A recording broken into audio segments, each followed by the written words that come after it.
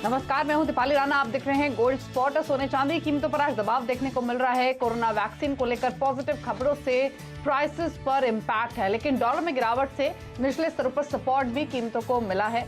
आज के सेशन में भी हमने देखा है। हालांकि हाजिर बाजार में सोने की डिमांड में रिकवरी देखने को मिल रही है, खासकर ज्वेलरी डिमांड में सुधार आया है।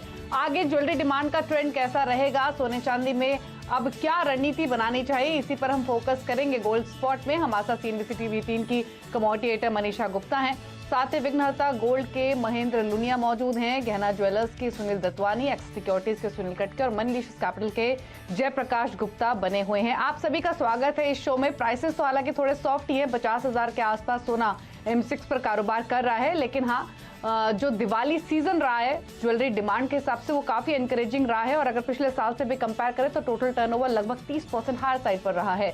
लेकिन आगे के लिए ट्रेंड्स क्या बन रहे हैं, इसी पर करते हैं फोकस। महेंद्र जी नमस्कार। सबसे पहले तो आप ही का व्यू लेना चाहेंगे, जो नवरात्रों से लेकर दिवाली तक का ओवरऑल जो ये फेस्टिव पीरियड रहा है, ये पिछले साल के मुकाबले कितना कैसा रहा है और आगे के लिए अब क्या ट्रेंड्स बन रहे हैं, क्योंकि अब फोकस रहेगा वेडिंग सेल्स पर, क्योंकि वेडिंग डिमांड यहाँ पर आती हुई दिखेगी। यस, नमस्कार दीपाली जी और सभी CNBC को मेरी तरफ से विघ्नहर्ता गोल्ड की ओर से नववर्ष की शुभकामनाएं। यस, अभी ट्रेंड काफी सारा अच्छा हो रहा है और काफी सारे लोग दुकान में आ रहे हैं और खरीदारी कर रहे हैं, लेकिन साथ ही साथ में उनका व्यू भी बदल रहा है कि वो ज्वेलरी पे इन्वेस्टमेंट के लिए काफी प्रेफर कर रहे हैं। यहाँ पर हमने देखा है कि कई सारे कस्टमर्स जो घर से बाहर निकलना नहीं चाहते थे, उनके लिए हमने ऑनलाइन की सुविधा दी थी, जिसका उन्होंने भरपूर फल लाभ उठाया है और काफी सारे उन्होंने खरीदारी ऑनलाइन भी करी है। और मुझे लगता है कि आगे आने वाला फेस्टिव सीजन, ये जो शादी का माहौल है, वो भी बहुत अच्छा बिजनेस देगा हमें। नंबर्स यहाँ पर ऑलरेडी बेहतर हैं, खरीदारी जोर शोर से है। जो रौनक हमने यहाँ पर नवरात्रों से लगती हुई देखी थी, वो नंबर्स पे हमने लगातार इंप्रूवमेंट बाजार में आते हुए देखी है। सुनील, आप कैसे देखते हैं फिलहाल बाजार को, और आप कहेंगे सभी ज्योग्राफीज की तरफ से और हम इसी तरह के पॉजिटिव ट्रेंड्स हमें आते हुए नजर आए हैं, और एक तरफ तो ज्वेलरी है लेकिन दूसरी तरफ इन्वेस्टमेंट की मांग किस तरह से बन रही है? Good morning. जैसा हमेशा देखते हैं, दिवाली के बाद वेडिंग क्लाइंट्स आना चालू हो जाते हैं। तो अभी हम दिवाली के बाद कल खुले थे और कल ही हमारे पास कम से कम 3 ब्राइड्स आई थी। तो अभी ये वीक से ही ऑलरेडी और भी ब्राइड्स आ रही हैं। और जैसे आपको पता है कि दिवाली में यू सेल थोड़े छोटे छोटे आइटम बिकते हैं, गिफ्टिंग बिकता है, लेकिन ये ब्राइडल सीजन है जो मेन सीजन है हमारा। और अभी वो शुरू हो गया है। आई थिंक नवंबर दिसंबर काफी शादियां हैं, और गोइंग फॉरवर्ड आगे चल के भी अप्रैल और मई में तो बहुत ज्यादा मुहूर्त है। और नॉर्मली टिपिकली हम लोग देखते हैं कि एक ब्राइड जो है कम से कम 3-4 महीना पहले चालू कर देती है। तो वी एक्सपेक्ट कि अभी से लेके अप्रैल मई तक काफी ब्राइडल चीजें बिकेगी। और दूसरा, जैसे हम देख रहे हैं कि जैसे अभी भी कोई भी ब्राइड आ रही है तो वो अपना होमवर्क करके आ रही है, हमारा इंस्टाग्राम देख के आ रहे हैं, तो कन्वर्जन रेट मच बेटर है।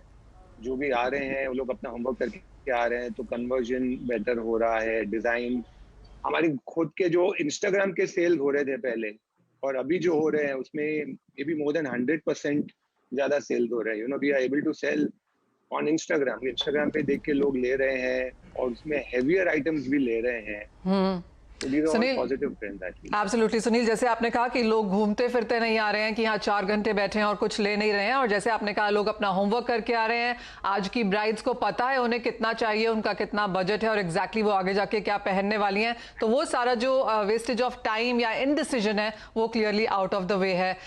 महेंद्र जी, पहले जैसे बात हो रही थी कि ये साल एक रिकॉर्ड के तौर पर होने वाला था, 118 ऑस्पिशियस दिन यहाँ पर थे, तो उस हिसाब से शादियों की एक्सपेक्टेशन थी। लेकिन जिस तरह से हमने पोस्टपोन होते हुए देखा, और अब ये माना जा रहा है कि अब ये शादियों का जो सीजन है इसमें 25 दिन शायद बचे हैं, तो जितनी भी शादियां होनी है इतने टाइम में हो जाएंगी। तो आपको लगता है कि वो एक पेंट अप डिमांड काफी सर्ज के साथ अगले 2 महीने में देखने को मिलेगी?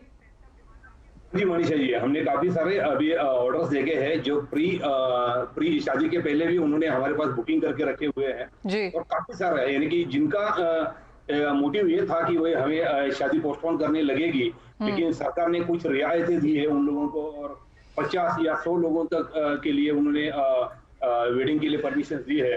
तो अभी वो काफी और खरीदारी कर रहे हैं और जबकि उनके बाकी के खर्चे कम हो रहे हैं, इसलिए उनकी जो इन्वेस्टमेंट का तरीका है वो गोल्ड की तरफ शिफ्ट होता हुआ नजर आ रहा है और जो चीजें छोटी पैमाने में ले रहे थे पहले, वो अभी कुछ ज्यादा पैमाने पे वो बुकिंग कर रहे हैं। जी। अच्छा सुनील, एक आउटलुक आप प्राइसेस पर भी दीजिए, क्योंकि अब तो 50,000 के आसपास काफी समय से सोने ने कारोबार किया है, एक रेंज में ही दूसरी वैक्सीन की खबरें आने की वजह से थोड़ा सा इम्पैक्ट रहा है, लेकिन एक सपोर्ट भी है लोअर लेवल से। और इनफैक्ट ये सवाल उन व्यूअर्स के लिए बहुत इंपॉर्टेंट है जो अभी भी शायद वेट कर रहे हैं ये जानने के लिए कि क्या यहाँ से और सोना नीचे जाएगा या फिर इन्हीं स्तरों के आसपास रहेगा। तो उस हिसाब से प्राइस आउटलुक क्या है यहाँ से सुनील? मुझे तो ऐसे ही लग रहा है कि ये तो बहुत ही अच्छा प्राइजेस है और जैसे हमारे पास भी आजकल कस्टमर आते हैं तो उन्होंने ऑलरेडी 55-56,000 का प्राइस देखा हुआ है, तो उनको खुद को ये प्राइजेस अच्छे लग रहे हैं। प्लस आई थिंक आपके चैनल के थ्रू और आपके प्रोग्राम गोल्ड स्पॉट के थ्रू भी उनको पता है कि प्राइजेस आगे जाके तेज ही होंगे, तो इनफैक्ट हमारे लिए इजियर हो गया है, हमको नहीं बोलना पड़ता अभी कस्टमर को, कस्टमर सामने से बोलता है हाँ हमको पता है कि ये रेट्स अच्छे हैं और आगे चल के हमको लग रहा है ये बढ़ने वाले हैं। और जैसे आपको पता है नेक्स्ट मंथ में ईजिंग काफी होने वाली है, bank of Japan, European bank and Fed, तो सब ये सब चीजों से प्राइजेस बढ़ेंगी। हालांकि हाँ सेंटिमेंट वैक्सीन से बेटर होगा, तो उसके हिसाब से कस्टमर को भी जो ऐसे लगता था कि नहीं कितना टाइम ये चलेगा, एटलीस्ट आज वो बेटर ऑफ है मेंटली कि हाँ आगे 3-4 महीने में चीजें नॉर्मल हो जाएगी। तो all these are all positive signs, I think they are helping us. Absolutely. और सुनील, जैसे आपने कहा गोल्ड स्पॉट के जरिए हम बताते रहते हैं कि ऑन ग्राउंड यहाँ पर आप जैसे हमें इंडस्ट्री फीडबैक देते हैं और एक्सपर्ट्स हमारे साथ ऑन द शो हैं जो बताते हैं कि आगे जाके प्राइसेस कैसे रह सकते हैं, तो उन दोनों को इंट्रोड्यूस करेंगे। जय, आपसे जानना चाहेंगे क्या लगता है सोने चांदी के भाव अब इस हफ्ते में कैसे रह सकते हैं, और जैसे क्योंकि ये वेडिंग सीजन है किसी ने फिजिकल खरीदारी करनी हो तो क्या लेवल्स वॉच करें? जी गुड मॉर्निंग मनीषा। देखिए अभी जो खबरें आई हैं पॉजिटिव वैक्सीन को लेके, जिसके कारण थोड़ा सा प्रेशर है प्राइसेस पे, मुझे लगता है 50,000 के आसपास एक अच्छा एंट्री लेवल है। अगर आप फंडामेंटली भी देखें तो वैक्सीन निकलने के बाद भी जो डैमेज हुआ है 6-8 महीनों में ग्लोबल इकोनॉमीज को, उसको रिपेयर होने में काफ़ी समय लगेगा, तब तक अनसर्टेनिटी रहेगा, तब तक ये गोल्ड के लिए बेटर है। और कोई भी निवेश करना चाहता है तो आगे कम से कम 1 साल तक अनसर्टेन माहौल रहने वाला है ग्लोबल इकोनॉमीज में, तो 50,000 को बेस मान के वहां से एक स्टैगर्ड वे में बाइंग शुरू कर देना चाहिए। मुझे लगता है मार्च से पहले हो सकता है प्राइसेस फिर से $2,000 तक देखने को मिल जाए।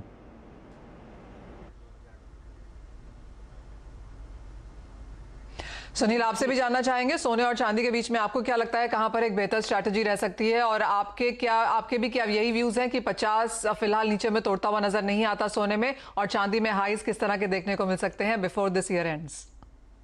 जी मनीषा जी, मुझे लगता है कि अभी जैसे फिर से कोविड केसेस इंक्रीज होने शुरू हो गए हैं, स्पेशली अगर यूएस में देखें एवरी डे 1,22,000 केसेस अभी रिपोर्ट हो रहे हैं, जो कि कुछ ही महीने पहले तक वो 70,000 तक गिर गए थे केसेस। तो जिस हिसाब से कोविड केसेस बढ़ रहे हैं, मुझे लगता है कि इन्वेस्टर्स के जहन में फिर से एक सेफ हेवन के तौर पे गोल्ड को देखना शुरू हो गया है, because vaccine on the cards है, बट वो सब लेवल पे डिस्ट्रीब्यूट होने में टाइम लगेगा। बट तब तक मुझे लगता है कि डॉलर भी सॉफ्टेंड है, डॉलर इंडेक्स अभी हम देख रहे हैं 92.38 लेवल पे ट्रेड कर रहा है, जो कि 93.20 लेवल पे था एक हफ्ता भर पहले, तो उसका भी सपोर्ट मिलेगा। तो मुझे लगता है कि बॉटम्ड आउट है प्राइसेस $1,880 के रेंज में या $1,900 के डॉलर के रेंज में। और डोमेस्टिक मार्केट में मुझे लगता है कि 50,000 का जो लेवल है, मुझे लगता है कि एक बेस लेवल माना जा सकता है। और अगले साल के लिए अगर देख के चलें तो मुझे लगता है कि फिर से 56-57,000 का टारगेट तो देख के लग सकता है। बट अगर हम शॉर्ट टर्म 2 या 3 महीने का टारगेट लेके चलें तो मुझे लगता है कि जयप्रकाश ने जैसे बताया कि $2,000 तक का मार्क जो है 3 से 6 महीने तक फिर से देखने को मिल सकता है, क्योंकि रियल इंटरेस्ट रेट लो है। फेड ने भी बताया है कि अगले 2 साल तक वो इंटरेस्ट रेट नहीं बढ़ाएंगे, तो सेंटिमेंट्स ज्यादातर थोड़ा पॉजिटिव साइड पे रहेगा। बॉटम आउट प्राइसेस है तो खरीद के चल सकते हैं। जी, तो स्ट्रैटेजी खरीदारी की तरफ ही होनी चाहिए, और गोल्ड सिल्वर दोनों पर स्ट्रैटेजी आपको हमारे एक्सपर्ट से मिली है। चलिए इसी के साथ शुक्रिया सुनील दत्वानी जी और महेंद्र लुनिया जी गोल्ड स्पॉट में आने के लिए और अपने व्यूज देने के लिए। आगे के ट्रेंड्स समझाने के लिए। लेकिन आगे बढ़ेंगे गोल्ड स्पॉट से और फोकस करेंगे क्रूड पर, जहां पर हमने आज के सेशन में खरीदारी बनते हुए देखी है। दरअसल कई कारण रहे हैं। मजबूती जो ट्रेड हो रही है उसके पीछे एक कारण तो ये रहा है कि कोरोना वैक्सीन की जो खबरें आई उसकी वजह से निचले स्तरों पर सपोर्ट बना है। अमेरिका में इन्वेंट्री घटने की संभावना से भी कच्चे तेल को एक सहारा मिला है। हालांकि ये शॉर्ट टर्म में डिमांड को लेकर अभी भी कंसर्न्स बने हुए हैं। जय, क्या स्ट्रैटेजी है आपकी क्रूड पर? 0.5% ऊपर फिलहाल ट्रेड कर रहा है, लेकिन क्या आउटलुक यहां से लेके चल रहे हैं और कोई ट्रेडिंग पोजीशंस बनानी हो तो क्या सजेशन है? देखिए, विंटर डिमांड का भी एक बड़ा फैक्टर है जिसके कारण प्राइसेस ऑलरेडी 3150 के आसपास चल रहा है। यहाँ पे फ्रेश बाइंग मैं अवॉइड करने की सलाह दूंगा। जो अगर लॉन्ग पोजीशंस कैरी कर रहे हैं उनको एक बार प्रॉफिट बुक कर लेना चाहिए करंट लेवल्स पे। हालांकि अगर कोई कॉन्ट्रा व्यू बनाना चाहता है तो मुझे लगता है करंट लेवल्स पे सेल किया जा सकता है 30 to 25 के स्ट्रिक्ट स्टॉप लॉस से। मुझे लगता है प्राइसेस फिर से यहाँ पे करीब $40 के आसपास, अगर WTI की बात करें तो फिर से दिख सकता है। जो घरेलू मार्केट में ट्रांसलेट करें तो अराउंड 2980 से 3000 तक का लेवल पॉसिबल है। बिकवाली की राय फिलहाल यहाँ पर कच्चे तेल में ऊपरी स्तरों पर यहाँ पर रेजिस्टेंस देखने को मिली है। लेकिन सुनील, मेटल्स को आप कैसे देखते हैं? क्योंकि यहाँ पर हमने सपोर्ट चुनिंदा मेटल्स में आता हुआ देखा है, स्पेशली कॉपर में, जिंक में, एल्यूमिनियम में, जहाँ पर मल्टी मंथ हाइज हैं। निकल में आज दूसरे दिन लगातार मुनाफा वसूली। जी मनीषा जी, मुझे लगता है अभी जैसे कॉपर के लिए तो चिली कॉपर माइन में जो उनका कैंडलेरिया कॉपर माइन है वहां पे स्ट्राइक चल रहा है, तो उसका भी एक सपोर्ट मिल रहा है। और आई थिंक ग्लोबल लेवल पे भी पता है कि चाइनीज इकोनॉमी बूम कर रही है, अच्छा डिमांड भी बढ़ रहा है। स्पेशली उनका अगर हम देखें तो पावर प्रोजेक्ट्स और इंफ्रास्ट्रक्चर प्रोजेक्ट से कॉपर की डिमांड में बढ़ोतरी हमने देखने को मिली है। और ओवरऑल ये कोविड वैक्सीन का पॉजिटिविटी ग्लोबल लेवल पे एक सपोर्ट के तौर पे देखा जा रहा है। और मुझे लगता है कि इवन दिस साल जो ओवरऑल कॉपर की सप्लाई है वो एक्सपेक्टेड से कम रहेगा, मतलब इनफैक्ट 52,000 टन्स की डेफिसिट के तौर पे देखा जा रहा है। तो copper as a base metal मुझे लगता है कि एक पॉजिटिव ट्रेंड ही बरकरार रखेगा। अभी 544 के रेंज में चल रहा है, तो मुझे लगता है कि यहाँ पे इंट्राडे ट्रेडर्स को भी खरीदना चाहिए और कोई अगर पोजिशनल देखना चाहे हफ्ता 10 दिन के तौर पे तो खरीदना चाहिए। इंट्राडे पर्सपेक्टिव से 550 का टारगेट लेके खरीद के चलें, और अगर कोई पोजिशनली भी लेके चलना चाहे कॉपर को तो मुझे लगता है कि 575 का भी लेवल जो है देखने को मिल सकता है। अगर हम निकल की बात करते हैं तो मुझे लगता है कि निकल आने वाले समय में मुझे लगता है ऑन द प्लस साइड ही रहेगा। अभी 1190 के रेंज में चल रहा है। मुझे लगता है कि ये भी तकरीबन 1300 तक का रेंज जो है 10-15 दिन में छू सकता है, तो इसमें भी बाइंग की सलाह रहेगी। 1175 का एक सपोर्ट है, वहां पे स्टॉप लॉस मेंटेन करके चलें, और तकरीबन 1250 से 1300 का लेवल निकल में भी देखने को मिल सकता है। खरीदारी की राय यहाँ पर मेटल्स में जारी है। डॉलर में हल्की गिरावट देखने को मिल सकती है। वैक्सीन और स्टिमुलस का फायदा यहाँ पर मेटल्स को आगे जाकर भी मिलेगा, ऐसी यहाँ पर राय है। लेकिन इसी के साथ रुकेंगे एक ब्रेक के लिए। जब लौटेंगे तो बात करेंगे हॉट कमोडिटीज की, नजर डालेंगे एग्रीकल्चर कमोडिटीज पर भी।